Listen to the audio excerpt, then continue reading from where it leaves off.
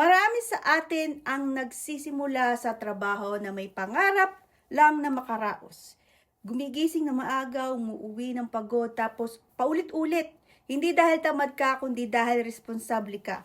Pero habang tumatagal, may tanong sa isip mo. May ibang way ba? Pwede bang mas may control ako sa oras ko? Pwede bang may extra without extra stress?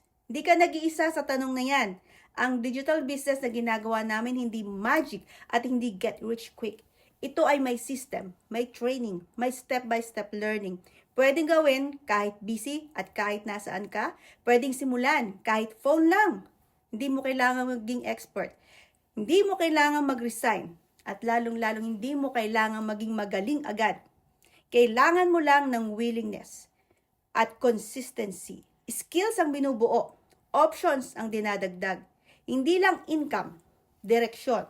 What if yung oras na nauubos mo sa scroll kahit konti lang doon, ginagamit mo sa pag-build ng something for yourself? What if this time, hindi ka lang nagtatrabaho, naghahanap ka para sa future mo? Hindi lahat para dito, pero baka para sa'yo.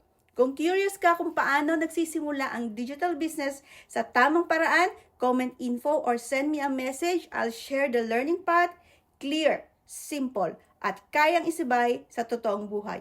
Hindi ka late, hindi ka behind. Namumulat ka lang sa posibilidad.